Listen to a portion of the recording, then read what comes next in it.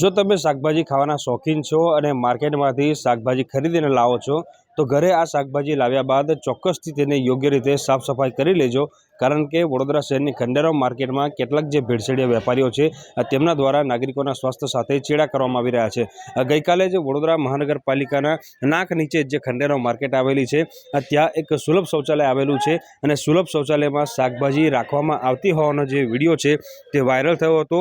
Video viral થયા બાદ જે તંત્ર છે તેના દ્વારા કાર્યવાહી કરવામાં આવી છે અને જે વેપારી છે તેની તમામ શાકભાજી જપ્ત કરવામાં આવી છે। અને ખાસ કરીને વાત કરીએ તો વેપારીએ પાલિકા તંત્ર સામે એવી કેફિયત રજૂ કરી હતી કે તેને એક પેમેન્ટ લેવાનું હતું, એના કારણે તેને ગણતરીની મિનિટો માટે જ અહીંયા શાકભાજી જે છે તે મૂકી હતી, પરંતુ અહીંયા શાકભાજી મૂકવી ખરેખર ખૂબ જ ગંભીર બાબત છે, કારણ કે આ કોઈ સારું સ્તર નહીં પરંતુ સુલભ શૌચાલય છે કે જ્યાં લોકો શૌચક્રિયા માટે આવતા હોય છે અને એવા સ્થળ પર શાકભાજી રાખવી કેટલી યોગ્ય તે સૌથી મોટો સવાલ જે છે તે અહીંયા ઊભો થાય છે। વડોદરા મહાનગરપાલિકા દ્વારા એટલે કે માર્કેટ સુપ્રિન્ટેન્ડન્ટ દ્વારા તાત્કાલિક ધોરણે આ જે સુલભ શૌચાલય છે તેને સીલ કરી દેવામાં આવ્યું છે, એટલે કે શૌચાલયના જે સંચાલક છે તેની સામે તો કાર્યવાહી કરવામાં આવી જ છે, પરંતુ જે વેપારી છે કે જેના દ્વારા શાકભાજી શૌચાલયમાં રાખવામાં આવી હતી તેની સામે પણ કાર્યવાહી કરવામાં આવી છે।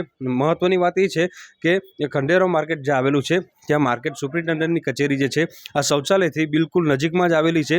બીજી મહત્ત્વની વાત કે વડોદરાના તમામ વહીવટદારો એટલે કે મ્યુનિસિપલ કમિશનર હોય, મેયર હોય, ચેરમેન હોય, એ તમામ લોકો, આરોગ્ય અમલદાર સહિતના જે અધિકારીઓ છે તેઓ અહીંયાની જ કચેરીમાં બેસે છે અને એમના જ નામથી જે આ પ્રકારની કામગીરી જે છે તે અહીંયા કરવામાં આવતી હતી। એટલે ચોક્કસથી આરોગ્ય શાખાના જે કર્મચારીઓ છે, અધિકારીઓ છે, તેઓ આખા વડોદરા શહેરમાં દરોડા પાડે છે, ચકાસણી કરે છે, પરંતુ તેમના જ નાક નીચે આ રીતે નાગરિકોના સ્વાસ્થ્ય સાથે ચેડા થવા તે ખરેખર ખૂબ જ ગંભીર બાબત છે। એટલે ભવિષ્યમાં કોઈ વેપારી આ પ્રકારની ભૂલ ન કરે તેની તકેદારી રાખવી જે છે તે ખૂબ જ જરૂરી છે। પરંતુ ગઈકાલે જે વિડીયો વાયરલ થયો ત્યારબાદ વડોદરા મહાનગરપાલિકામાં દીવા તળે જ અંધારું હોય તેવો ઘાટ સર્જાયો છે। વડોદરા મહાનગરપાલિકાના ખંડેરાવ માર્કેટ સ્થિત જે સુલભ શૌચાલય કાર્ય છે, ટોટલ 2 સુલભ શૌચાલય છે। એક અમારી પાસે જૂનું સુલભ શૌચાલય છે, ત્યાં એક વેપારી દ્વારા પોતાના કામગીરી દરમિયાન તાત્કાલિક અસરથી કંઈક એમને કામ હતું, તેઓએ જે કાઉન્ટર હતું વેચાણ જે સુલભ શૌચાલય પાસે જે પેમેન્ટ લેવા માટેના કાઉન્ટર પાસે તેઓના ટામેટા સામાન મૂકેલો હતો। તેઓ તરફ તેવું જણાવ્યું કે ફક્ત અમે સાહેબ સામાન મૂક્યો હતો, કોઈ વોશિંગ એવું કરેલું નહોતું, પરંતુ જાહેર નાગરિકનું આરોગ્ય ન જોખમાય એને ધ્યાને લઈ તેઓના તમામ પ્રકારનું શાકભાજી, જે ટામેટા સિવાય પણ અન્ય પણ જે શાકભાજી, દૂધી હતું, બટાકા, તમામ જે શાકભાજી ટોટલી અમે જમા લીધું છે અને ટોટલી ટ્રેક્ટર મારફતે અમે નાશ કરવાની કામગીરી કરેલ છે। વધુમાં જે સુલભ શૌચાલયના જે સંચાલક હતા, જે મેનેજર કે જે બેઠેલા હતા, તેઓની નિષ્કાળજીના ધ્યાને લેતા સુલભ શૌચાલય પણ તાત્કાલિક અસરથી બંધ કરવામાં આવે છે। તેઓની પણ જાહેર નાગરિકનું જાનનું જોખમ ન થાય એને તકેદારી પગલાં લેવા જોઈએ, એની આપણે ધ્યાને રાખી અને તાત્કાલિક અસરથી સુલભ શૌચાલય બંધ કરેલ છે। કેટલું જોખમી માનો છો? કારણ કે જો આ પ્રકારના એના પર જો ટોયલેટમાં ગયા હોય, કેટલા લોકો અવર જવર કરતા હોય, બેક્ટેરિયા જો અગાઉ પણ લાગ્યા હોય ને લોકોને પાસે આ પ્રકારનું શાકભાજી જાય તો લોકોના સ્વાસ્થ્ય સાથે આ કેટલું જોખમી માનો છો? આવા લોકો પર એક્શન લેવાવો જોઈએ કે નહીં?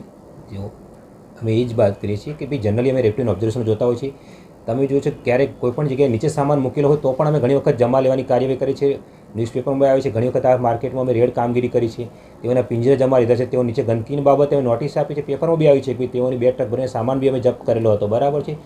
વડોદરા કોર્પોરેશન દ્વારા વારંવાર આ માર્કેટ તમામ જગ્યાએ જે ગંદકી જ્યાં ત્યાં પેનલ્ટી બી કરવામાં આવે છે। આ સુલભ શૌચાલયમાં પણ અમે 2-3 મહિના અગાઉ જે યુરિનલમાં ગંદકી હતી એ બાબતે પણ તેઓને પેનલ્ટી કરવામાં હતી। એટલે કોર્પોરેશન તરફથી વારંવાર સમયાંતરે જોવામાં આવે છે।